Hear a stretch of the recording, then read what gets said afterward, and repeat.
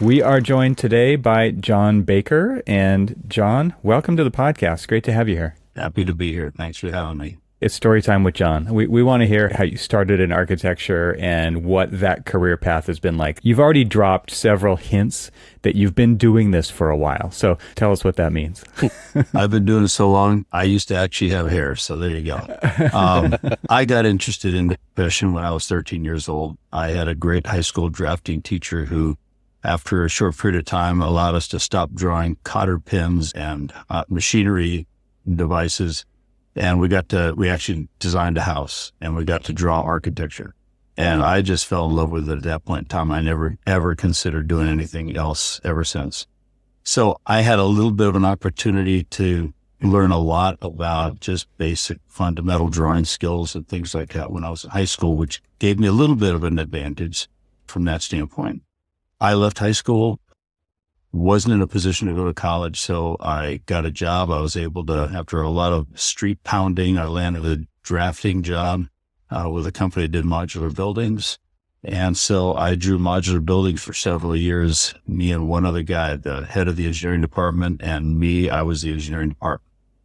And I learned a lot of stuff. I spent summers and over the years framing houses or concrete and things like that. So I really enjoyed learning how buildings went together. I learned the fundamentals of planning. I learned the fundamentals of codes and detailing and things. And I just thought it was fascinating. I just devoured everything I could get. I ate, slept, and breathed it all day long. And when I finished my day job, I drew remodel house plans for contractors in the evening. So it was a lot of fun.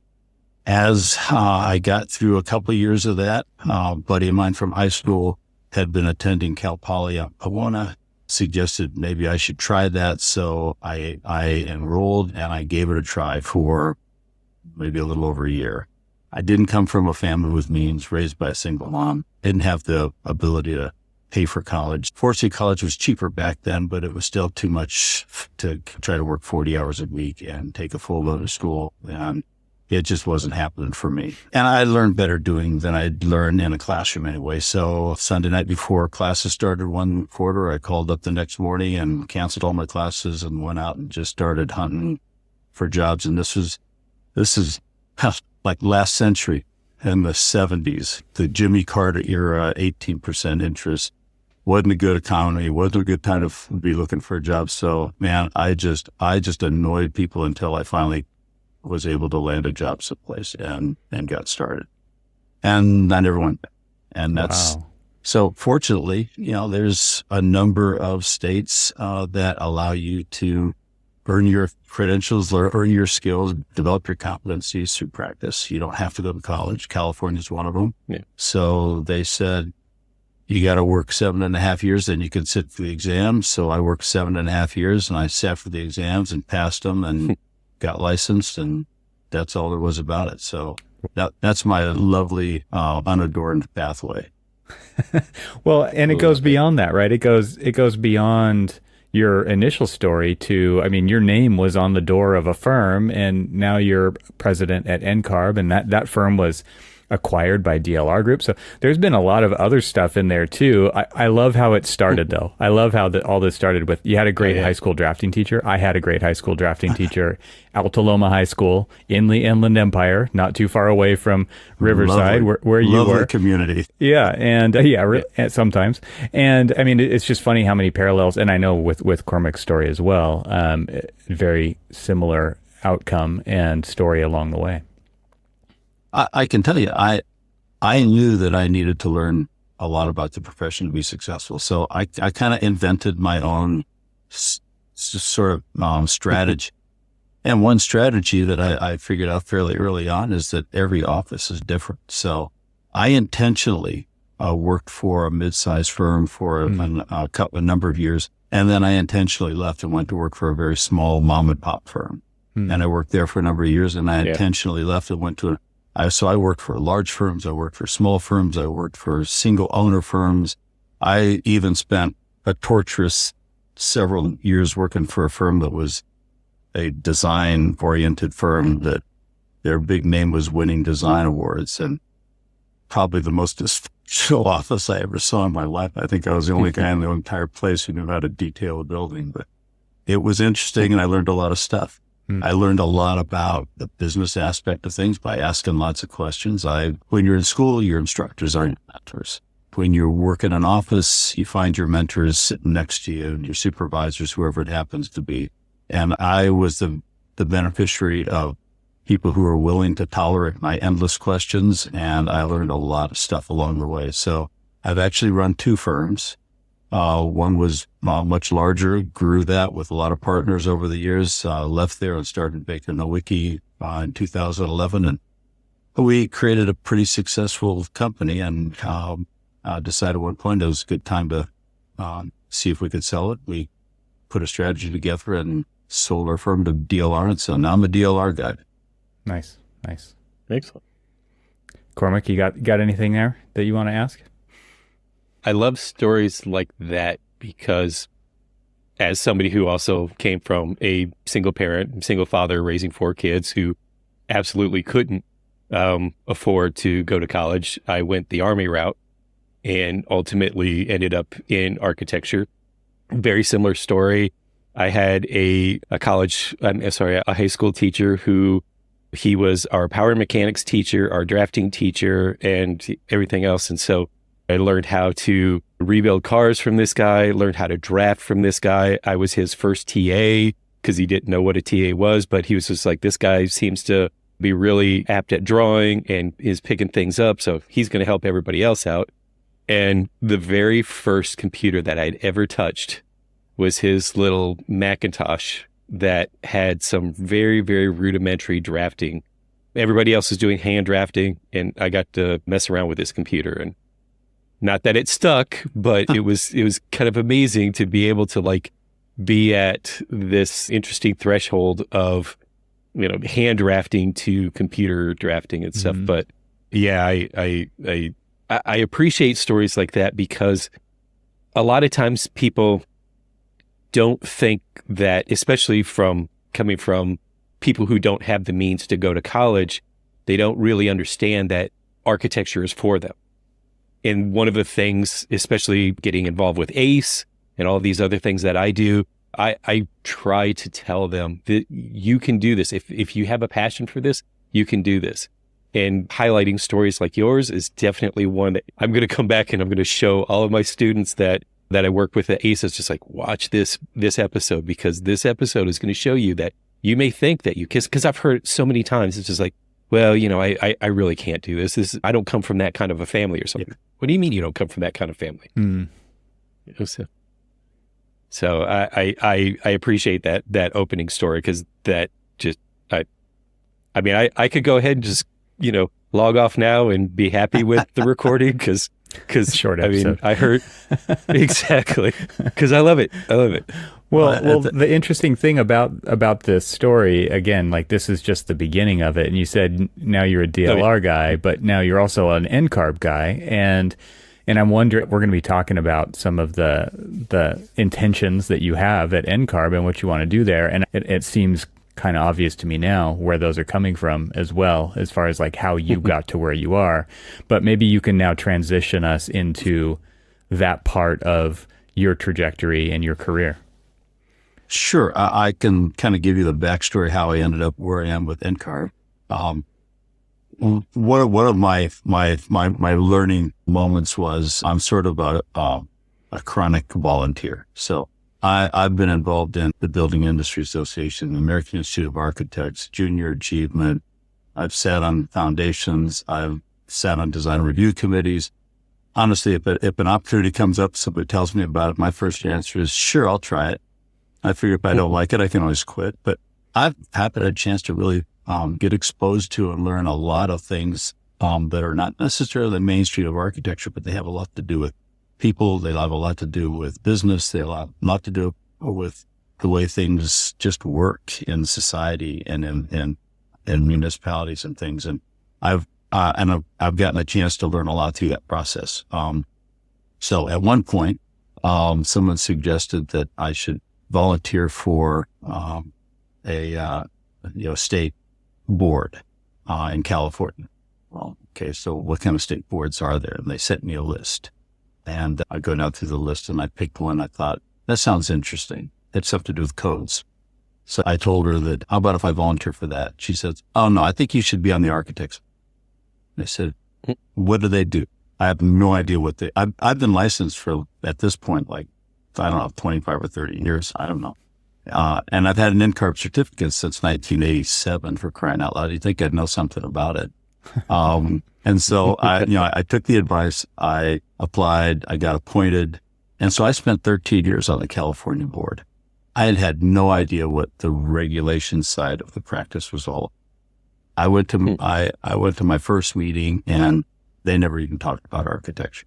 I walked away thinking, what the heck are these people talking about? And what does this have to do with what I do?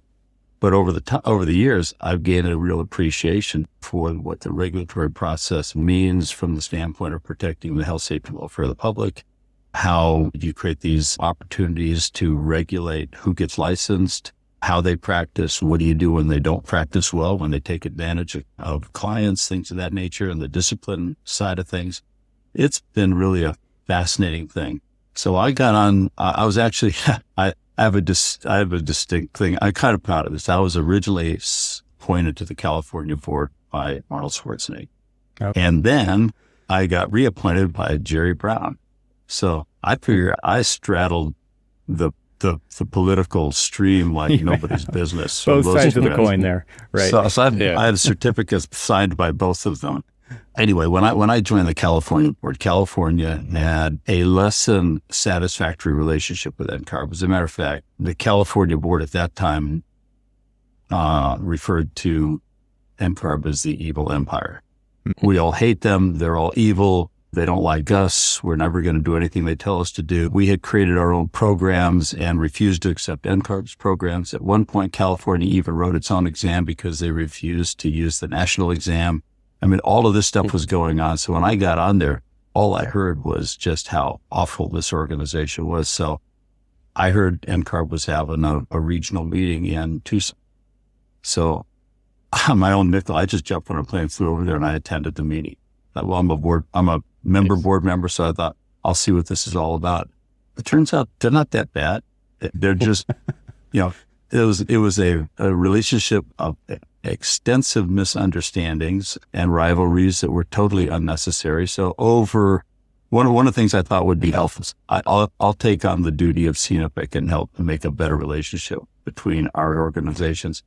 And turns out, while working with them, they decided they would work with us. There's been some cultural changes in the way NCARB operates with when Mike Armstrong joined the organization back, I don't know, probably 15 years ago or more.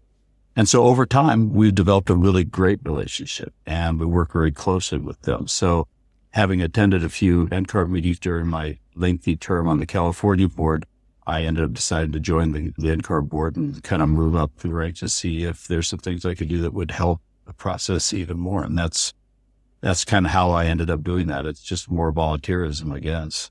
But I finally turned off. I turned out of the California board a few years ago, so I'm no longer on that board. But you're only allowed to serve 2 4-year terms, and I was on the board for 13 years. So I've tried to figure out the math, but without a college diploma, that's a lot of math to figure out. Somehow or another, I finished somebody's term that didn't count, and then I slid through the grace period on the other end. So I almost served 3 terms. Fuzzy math, yeah. I was going to say, you've given the reason why most people that I meet, they're like, oh yeah, I wanted to go into architecture, but I couldn't do the math. Yeah, right. I know that there's also contentious relationships between state AIAs and national AIA as well. Mm-hmm. And I think a lot of that has to do with this kind of secondhand stories and influential people and influential positions. And, people just follow and they tend to believe what they hear.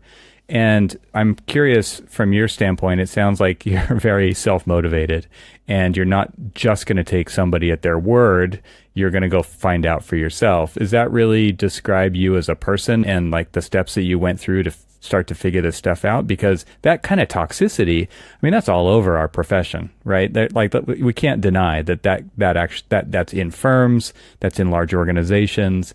but I think the symptoms are kind of the same, right? It's like the stories get blown out of proportion based on some bad interactions, and then there's influence and there's followers, and there's very little like actual fact checking to go see what's actually going on, or proactive repairing trying to happen as well. So I'm just curious from your point of view, like how that all fits into this, and why is this such a big problem in architecture?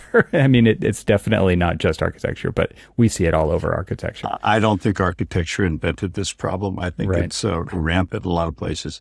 Well, I'll say this. Unlike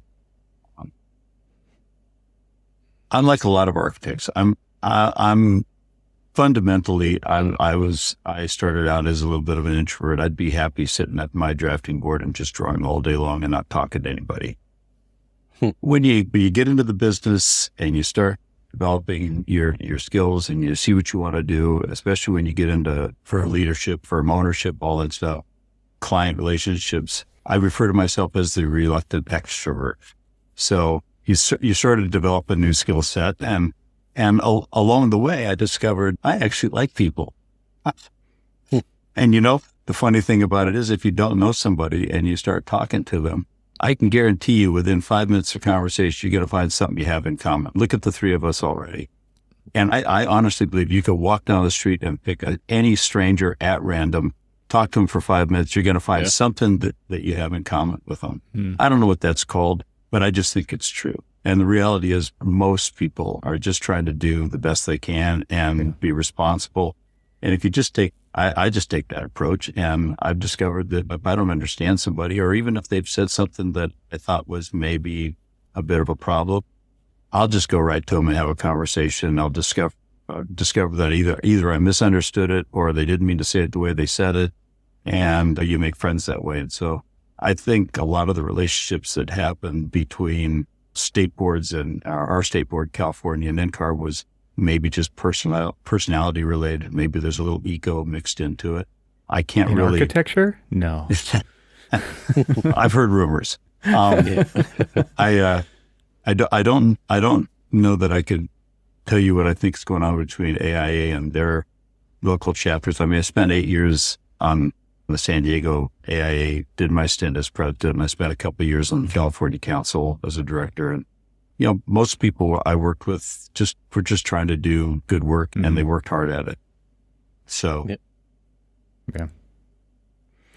Well, you are now the president at NCARB, correct? And how long have you been president? And give us kind of an understanding of what NCARB is currently trying to do. Okay. So short answer, a short question with a pretty long answer. So, sorry. The board terms are coterminous with NCARB's fiscal year, which is July 1st through end of June. So at the end of June, my term as president will be over at our annual meeting, and I'll turn the baton over to Ken Van Tine from Detroit. One of the things that NCARB does really well with their board is to really focus on sort of continuity of leadership. So we're a pretty tightly knit group. And even though we cycle new board members in all the time, and our regions elect representatives from their regions each year, and we'll have 2 or 3 new board members every year, we focus a lot on the continuity of that leadership. So we work on make sure everybody's up to speed on issues and that we're supporting the issues, because the things that we deal with are multi-year issues. Sure. There's nothing that happens in a 12-month window that makes any difference to anybody ever. And so I'm still working on initiatives that began 3 presidents ago, because they set them in place and they've gone through the cycle of being introduced, the research that's been done, the strategies that come out of that, and then the policies that have to get changed on a national level and adopted by all the member boards. So it's a lengthy process. And so that continuity is very important. So I've been involved in a lot of issues that have been going on for the last 4 years on the board. And those that are coming behind me are going to be, picking up the baton from me and carrying a lot of the initiatives forward that we're starting this year. So that's kind of the first part of the process. But my term ends in June, and then I'll have a year as past president where I'll participate with the board at that level. And then my tour of duty is over. I'm free to move about the country, I guess, after that on my own terms.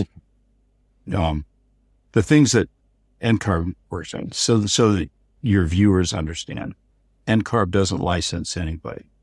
NCARB is really a facilitator among all of the 55 jurisdictions that do license architects to practice in their jurisdiction. That's the 50 states and the other 5 U.S. territories, Virgin Islands, Puerto Rico, all of those.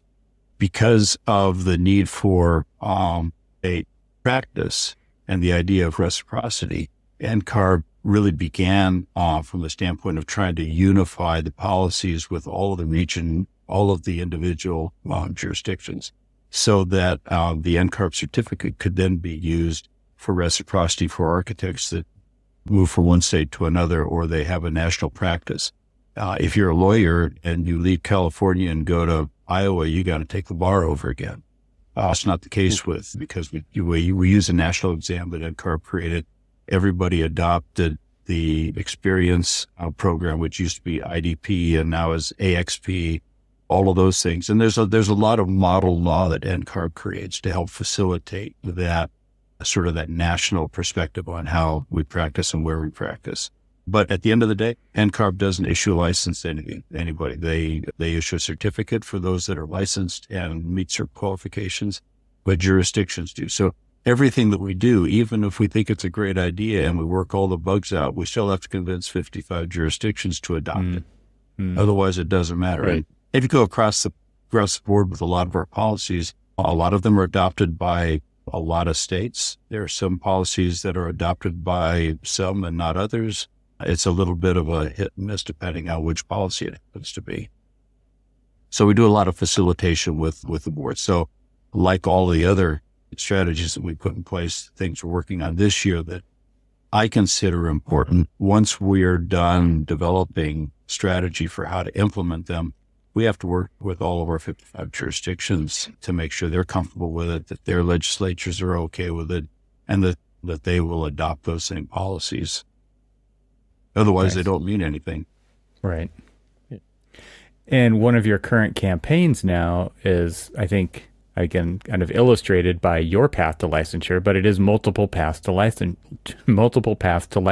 correct? Yeah. And you guys NCARB published an op-ed, which I think was authored by you in the Architects newspaper last November, kind of talking about that. And I know you got a lot of feedback on that too. So maybe you can lay out what your op-ed put out there, and then we can get into the feedback side of things. Sure. Here's the thing. Some of the thought behind this started a number of years ago when we all began to focus on the diversity, inclusion, equity, and the leadership of our organization. We're not the only organization that dealt with it. A lot of organizations did. But in our organization, if you look at the composition of the NCARB board, for instance, it's not representative of our member boards across the board from a racial and ethnic and cultural diversity standpoint. But then again, our member boards aren't necessarily very indicative of our profession from a diversity standpoint. And our profession is not very indicative of our communities. Mm-hmm. So when we say we want our board to be representative of our communities, there's a lot of other hurdles we have to get over to deal with that. So when I think about the multiple pathway issue, I think also about two sort of categories of people. There are those who just don't have the means to be able to go to a university and pay tuition. They may have an interest, they may have a talent, but if the only pathway to get licensed as an architect is through a 5-year accredited degree and hundreds of $1,000s worth of tuition, they're never going to get there. They just aren't. Right. I also think about a lot of underrepresented groups that maybe fall into that same category who aren't going to have an opportunity because of financial reasons, because of cultural barriers, because of family obligations. They're young, they have a young family, they're never going to have the time or the money to be able to go to a university, that sort of thing, and they're kept down. I didn't invent multiple pathways, they already exist. Yeah. 30% of our jurisdictions, 18 of them, are already, like California and New York and Arizona and Washington State, allow licensure without a college and accredited degree. Mm-hmm. They have pathways that allow that. They will recognize partial education at a 2-year community college or a 4-year unaccredited program. as a part of, in California's case, it's 7.5 years. It could be 100% education or 100% experience or any division between that in order to qualify. And so the idea is to develop that idea more broadly in a way that all of our jurisdictions can adopt it, because it addresses two problems. It addresses the lack of diversity and inclusion and equity within our profession and within our leadership.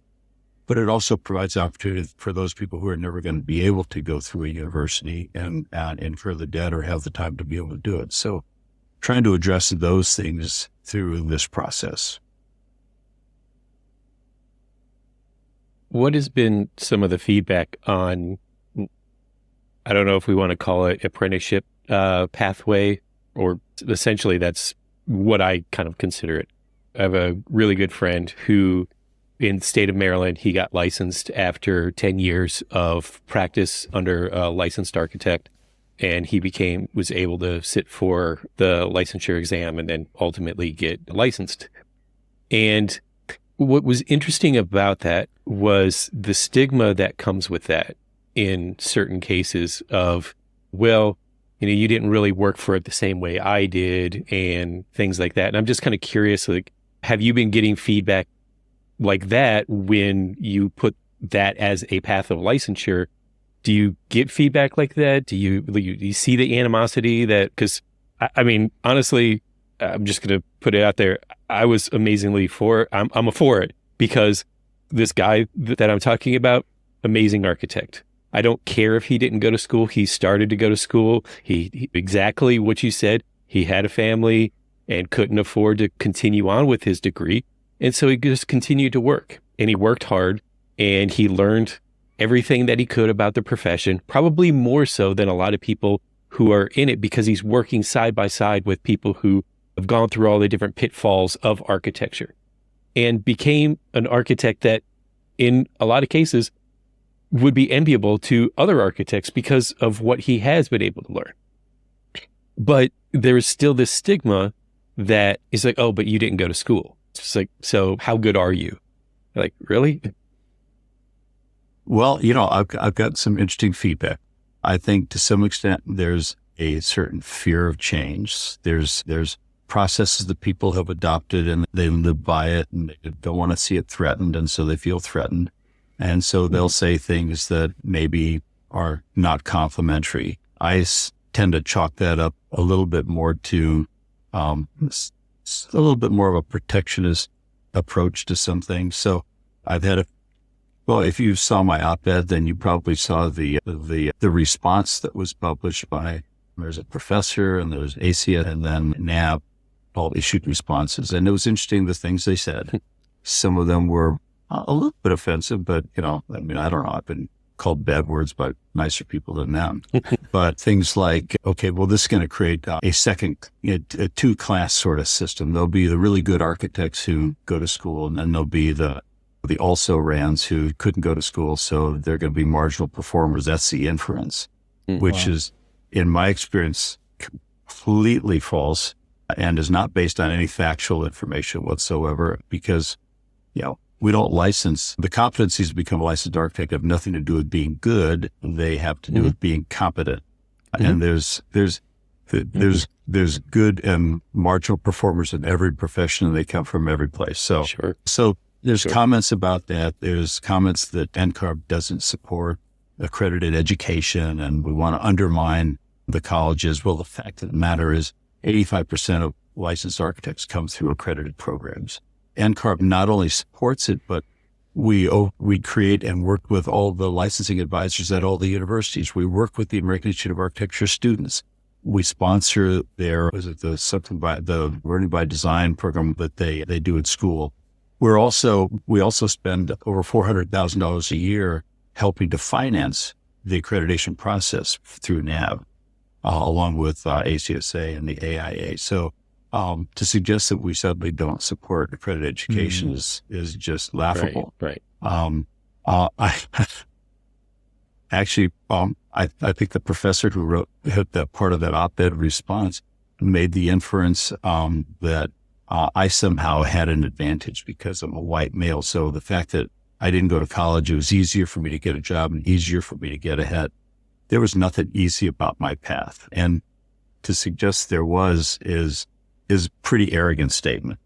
I had to work really hard. I was still young. And in this profession, when you're young, in any profession, when you're young and trying to get in, you don't have any credibility. Nobody knows what you can do. You haven't developed any kind of credentials or anything to go along with it. So it's difficult for everybody, and it doesn't matter where you come from. So, there are those things. But I can tell you, every time I talk about this subject to other organizations like the AIA or NOMA or AIAS, I just get applause. And even the students who are going through accredited programs support this agenda. Because I think they see the value of it. It doesn't threaten them. It doesn't threaten the program, and it doesn't threaten accredited education in any way. It just provides another pathway that should just be considered an equal pathway to everything else, so that anybody who wants to have a pathway into this profession can find a way to get there. And right now, that's not universally available to them. Yeah, I think, not only does the diversity enrich the profession, but, if you think about it, it is still all architect educated, right? I mean, whether you're architecture educated through the universities, so you're being educated by architects, or you're being educated by architects through the profession, it is still the profession that is kind of dictating what is that, as you said, the level of competency needed to become an architect. Yeah. Well, a couple of other things that we're actually doing, and a few of these initiatives started a few years ago, and we are in the midst of them now, really has to do with that whole issue of competency. And so we actually have two task forces, one that was started a couple of years ago and one that I started this year, that look at competency. The task force on competence, on competent practice has just finished their first phase of work to identify 60 key competencies for initial licensure based on profession's input, based on input from licensing boards, from students. What are the competencies that you really should have at the point of licensure? And then the second one, which we started this year, we call it our Workforce Readiness Work Group. And they're looking at the competencies for entry-level employment to look at what are the things that a student coming out of, say, a community college program or a 4-year program, if that's as far as they're going to go through education, what do they do next? If they can't, if they have the credits to be able to articulate to a university program, that's fine. That's one way.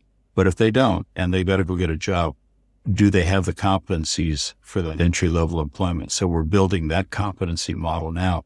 And what I think we believe at NCARB is going to happen is those two competency models are going to start to inform what happens with the experience program in the future. It's going to inform what happens with the examination process in the future. How do you test for these competencies and things of that nature?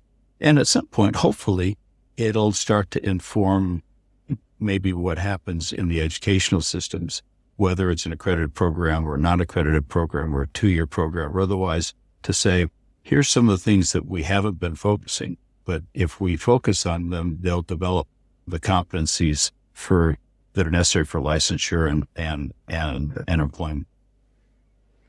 You mentioned community college, and so it sounds like that is a potential additional pathway to licensure. Could you kind of name out what some of these additional pathways to licensure are, and how what the vision is for those two? Like, what would be the things that people would go through to get various pathways? Because you've mentioned 18 states have the model that you basically took yourself, right? And so that's one additional pathway to licensure. But what are some of the other ones? Well, there's somewhere in the order of 180 some community college architectural programs across the country.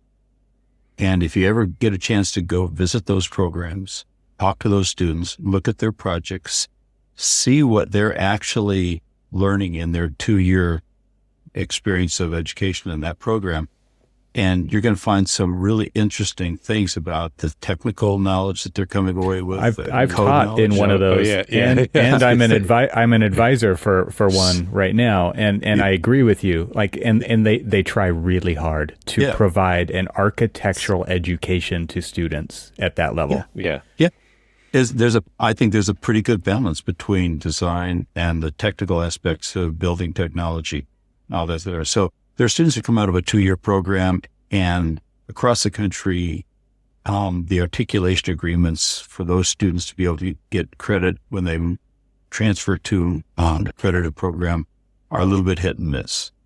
Sometimes they get full credit. Very often they don't. And the university kind of drives that. And so helping those students make sure that maybe we start helping to develop a national model for articulation agreements that would help support those programs. So when they complete 2 years of architectural program at a community college, they get 2 years of credit. They can move into a third year at a school. That would be helpful to them. If they don't, and they have developed enough competency for entry-level employment, then they should be able to leave that 2-year program and go out and get a job. And maybe their pathway converts from that point on to an experience pathway. And that would be the goal at that point. We have a lot of 4-year non-accredited architectural programs all over the place. NCARB has tried to suggest to the NAB and the ACSA that we should have an accreditation model for 4-year universities. And we've been told for years and years and years that it's just not possible. You can't learn all this stuff in 4 years. It's 160 hours or whatever it is that's required, and you can't do that. And you can't learn architecture in less than those 160 credit hours. Well, the reality is the current president of NAB, Steve Schreiber, who's a good friend, and I can't say enough good things about him. He spent years he's on the NAB board president, he's been on the ACSA board, he's been on the NCARB. And when we were on the NCARB board together, he told us that and he's a professor at University of Massachusetts. He said, it's totally possible to create an accredited program for a 4-year college. And so based on his knowledge, because he knows a lot more about it than I do, we've continued to push that issue in hopes that for those students who go to a 4-year university and can do it in 4 years, they have a shot at having an accredited degree just like 5 years. So we've actually issued a paper recommending that to the NAB, that they work on creating that. So there's 2-year programs, there's 4-year programs. We don't know what the ultimate policy would look like, but when we launched this initiative, Pathways to Practice, a year ago, we had a number of states almost immediately say, oh, we've been thinking about the same thing and we want to do something now. We're not even going to wait. So we asked them if they could just pump the brakes a little bit.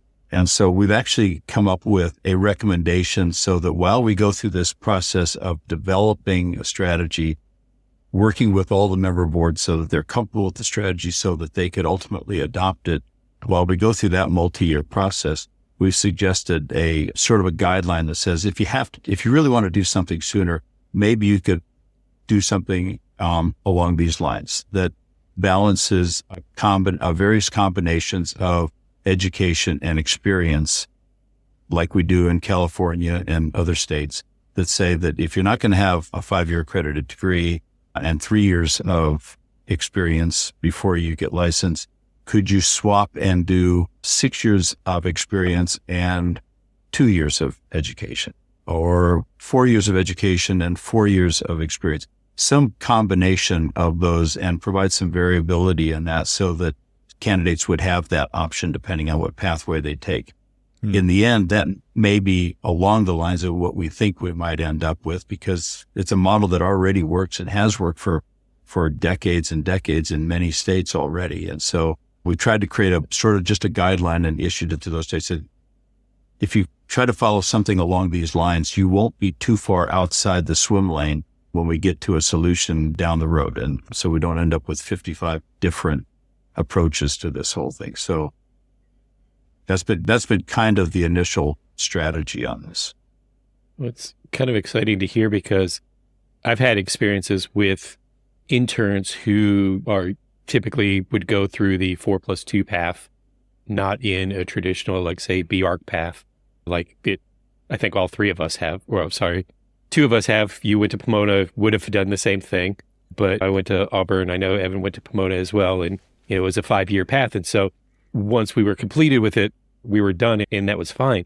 But I've lost many an intern who they come in, they work for us after their 4 years are up, and don't necessarily get immediately selected into the master's program or put on a waiting list or things like that. And, basically start to either, I won't say fall out of love, but fall out of money, fall out of means to be able to continue on. And so we lose them in the profession because they either take the draftsman kind of role, or they just say, well, I can't continue on. I'm going to go see what else I can do with my 4-year degree somewhere else. And to show them that, hey, I'm fingers crossed on this moving forward. But I mean, being able to show them a pathway to say, okay, you've got your 4 years. There's a different path for you to do this so that if you don't get into that master's program, you still can become an architect. And we don't lose them because I've lost so many really, really talented, really passionate people for the profession that just can't afford to continue on. And I mean, those are the people that we want. We want the passion. We want the dedication. We want the people who, really understand what they're getting into and still want to do this. It was a weird way to put it, but you know what I'm getting at. Well, I want to throw in there too that you don't have to get licensed to continue on in this profession, and everybody knows that. And one thing that we established pretty well in our last episode was that there are benefits to getting licensed early for the individual and their career, but also the firm that they're working for. And there's various reasons for that. But Cormac and I are both examples of people who did not get licensed until later in our midlife. And there is potential in the industry that you have when you're licensed that you don't have when you're not licensed. But the truth of the matter is, and I think we're seeing this a lot in the younger generations, a little contrary to something that I heard in our last episode from our guest, but that is that there's a lot of young people deliberately choosing not to get licensed, but they are still following the path of architecture, working in firms without that credential, without that liability, whatever you want to call it. Like, there's a lot of things we could call that. But I mean, the truth of the matter is you don't have to get licensed to continue. And so if you're losing people, I don't know that that's necessarily the reason.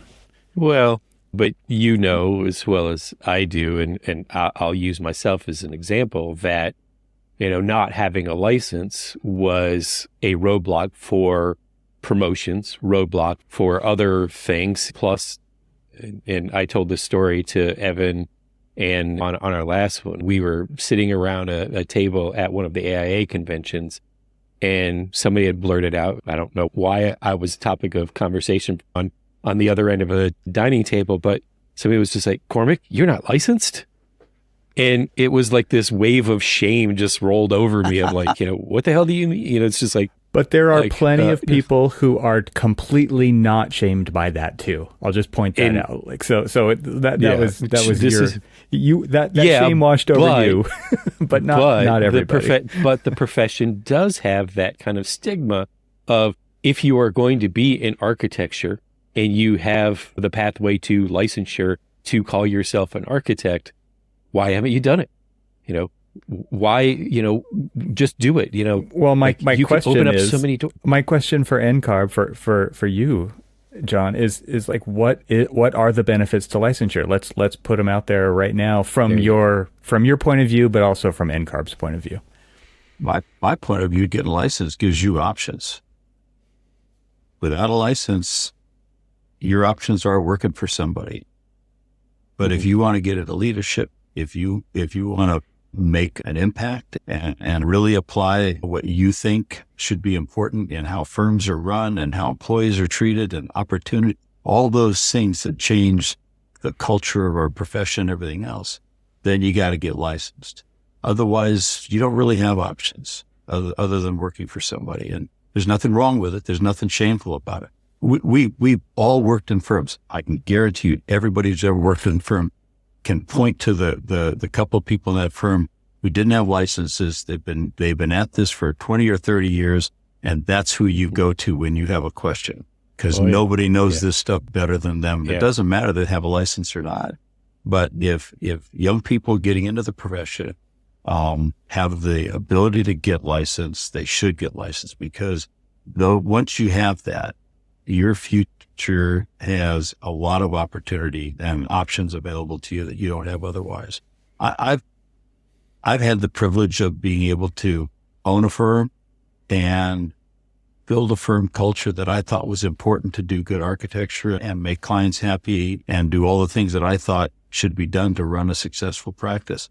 And it turns out it was, and it worked out really well for us. But you don't get a chance to drive if you don't have a license. Right. Yeah. So I just tell people the first thing you do, just get licensed and then figure it out after that. Just do it. The average time right now, what is the average length of time that it's taking people to get licensed from graduation? Isn't it something like 13 and a half years or something? I don't know. My short-term memory is not so good. And I think it's somewhere around those numbers. Yeah. Yeah. Technically, like California, I think New York's 10 years. California is 7.5, 8 years. If you applied yourself, that's the shortest amount of time you can get there from the time you start. But, I'm not sure that everybody applies themselves as diligently as they could. So they 5 years in school, and maybe that 5 years actually took them 6 because they took some time off or couldn't get a class or ran out of money and worked a few summers. I don't know. And then do they get licensed after 3 years of experience, or does it take them 5, or does it take them 6? Or do they put it off and they don't get to it? In the old days, they gave the exam once a year. I mean, everybody studied for that because if you missed it, you waited a whole year. Now you can take it anytime you want. So I think it's easy to say, well, I'll do it next month instead of this month. So why it takes 13 years, I don't know. It's individual choices, but I think that's the number I've heard. Well, the reason I ask is because I'm wondering if NCARB is trying to address that time span, because I think when people hear those numbers, like, it's kind of a scary number to hear too. It's like, oh my God, this is going to take forever. It's going to take a lot of money and commitment, and you've got life. You've got all the other things. You do have your career. You maybe have other responsibilities outside of your career. How do you start squeezing all that in? We all know the longer you wait to do it, the harder it actually is to get back into it because of all those other responsibilities, right? So I'm wondering, from NCARB's position, is there anything being done to address that length of time, getting that smaller? Again, going back to the idea that there are benefits to individuals and firms for people to get licensed earlier in their careers than later. Actually, there's a number of things that we've done. We can't change human behavior. Right. We can't modify. You could incentivize it potentially, but you can't motivate people to do things they're not going to get around to doing. But probably about 7-8 years ago, we created the IPAL program, short for Integrated Path to Architectural Licensure. And for universities that are interested, we approved them to integrate both the internships and the examination within the period of time while students are in school, so that it's not done sequentially, so it's all done concurrently, and they can take exams when it's relevant to what they're learning in school. They can get internships to work part-time and then work through summers and get also, but the idea was by the time they got out of school, they literally could have all their experience hours completed, and technically they could have passed the exams. I had a young guy working for me for a few years here, just a couple years ago. He 6 months before he graduated from his 5-year program here in San Diego, he had already passed all the exams and he had already completed all of his internship hours. He was a little annoyed that he had to wait the 6 months to finish school to actually get his license, but he did it. And it took a lot of discipline. It took a lot of hard work, but he shortened the time frame. So there's that. Promoting a 4-year accredited program is designed to address two things. One is the additional year of tuition costs, and also the additional year of time it takes to get out of school for those students who take that pathway. The idea of being able to mix and match experience with education should shorten that time frame, because statutorily every state has a duration in place now that says once you've completed this number of years, you can take the exam and you can hold a license. And so I think working with that just provides opportunities for those students who might look at it and say, otherwise, the stats say it's going to take me 15 years. I could be a brain surgeon in 15 years, for crying out loud. Why would I do that? But I think it's possible to do it faster. And I think all we can do is just remove the barriers that are there, that are in the way. And then it becomes an individual choice on just discipline and work and focus to get it done. So I asked you earlier about the backlash or comments or impressions about the kind of apprentice, the 10-year, the 7.5-year pathway to licensure. And I know when it was announced for the IPAL or licensure upon graduation type solution, that the profession was in an uproar. It's just how can somebody with no experience be ready to have a license and all of that other stuff? And how has NCARB kind of dealt with that conversation? Because, I mean, looking at the path that I took of taking forever to get my license 17 and looking years at here. Yeah. and here, Right. and You're not helping the average guys. Nope. Exactly. But looking back to it, so we both had different reasons and rationales why. I mean, mine was this weird little, belief in the back of my head that coming from the military, it's just like you needed to have the skills of the job that you want before you get that job. And so I had this weird little thing in my head. It's just like, you got to be at least, 10 years of experience before you can call yourself an architect, which erroneously was just nonsense. And so, I mean, I have my own opinions about the early licensure, and they're at first I probably was getting ready to sharpen my pitchfork, but then as I started to see more and more of the people who have been doing this and the dedication that they have to learning, to the dedication that they have to gaining that experience as quickly as they can, these are people who are driven to become the future leaders of the profession, and in my opinion has greatly changed since that has. But I'm curious about what is NCARB, how has NCARB kind of dealt with maybe the backlash or the upheaval from the profession about kind of these early licensure pathways? I think it stems from sort of this, speaking as a practitioner, sort of this universal dissatisfaction that most practitioners have that the education system is not really preparing people for practice the way we think it should. Mm-hmm. And the response from the education community has said, well, we're not a trade school. Our job is not to train students to become practicing architects. We're training creative thinkers and design thinkers. Mm-hmm. You, the Mr. Profession, you're going to have to teach them all that other stuff, which is a little bit of an abdication of responsibility, in my opinion. But at the same time, we did a study, Baseline for Belonging with NOM. 40% of respondents said their college education did not prepare them for practice. And it gets even worse when you talk to graduates from 4-year programs who were more likely to say their education prepared them for practice more so than students coming out of 5-year programs. And if you talk to African American women, very few, like maybe 30% of them felt their education prepared them for the profession. So there's sort of this universal belief that, the education system doesn't prepare students very well for practice. So when they show up at my doorstep, and I've been an employer for many decades, a recent graduate is unlikely, without having had some serious experience in an office for a few years, going to understand what's going to be expected of them in an office and what they're actually going to do. And it's not going to be like they did in school. And so there's some concern about that. We don't have much influence over what happens in the academy and how they teach. We haven't had much influence over the accreditation criteria that the NAB imposes. We're trying to work with those organizations to try to achieve a better balance between design and the practical application of how buildings go together and how systems work and how you manage design teams and all that stuff that a client expects you to know when you take on a project with them. But there's still a lot of dissatisfaction and concern about that. And so I think a lot of it stems from that this idea that you could go to 5 years of university and be licensed upon graduation, when most practitioners look at it and say, well, most kids coming out of a 5-year program don't really know how to practice. So how can you give them a license? So integrating internships with the education process, requiring internships, requiring a certain amount of experience. I don't know at what point education suddenly became more important than actual experience. I always grew up with this understanding that experience trumps everything.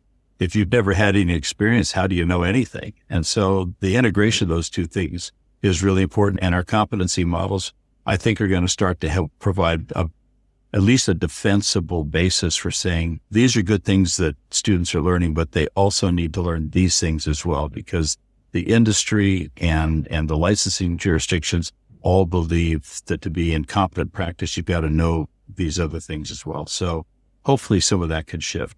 But if not, creating pathways where students can pick the path that works for them is the other alternative. Well, Jon, I feel like we've probably covered enough ground, at least. Let's just at least call this a part 1. Maybe there'll be a part 2 or a part 3 in the future, because I mean, it seems like there's a lot of moving parts, to your point, right? There's NAB, ACSA, there's the AIA, there's NCARB, and there's all of these firms, and there's all of these schools, and everybody's kind of pointing fingers in different directions, and there's some people who are taking various responsibility in it. And the practice is evolving faster than ever right now, than, at least in my experience, than I've seen before. And things are changing. And so there's definitely going to be more topics to talk about in the near future. But I appreciate you taking the time to kind of lay out this multiple pathways to licensure campaign that NCARB is doing and why it's important. And I think your points about the Jedi part of it, the equity, the inclusion, the underserved people, the people without means to go to universities and spend the money to do so, and go through 4, 5, 6, 7-year programs to get there, and then still have to do all the internships and then still pass all the exams. Like I said, there's a lot of moving parts here. So thanks for helping kind of lay all that out. And I appreciate you taking the time to do that. And it's been a good conversation. I've definitely learned a lot today. It's totally my pleasure, and I'm happy to talk anytime you'd like. Perfect. Oh, we're going to take him up on that offer. All right. Until next time then. All right. Thank you very much. Great.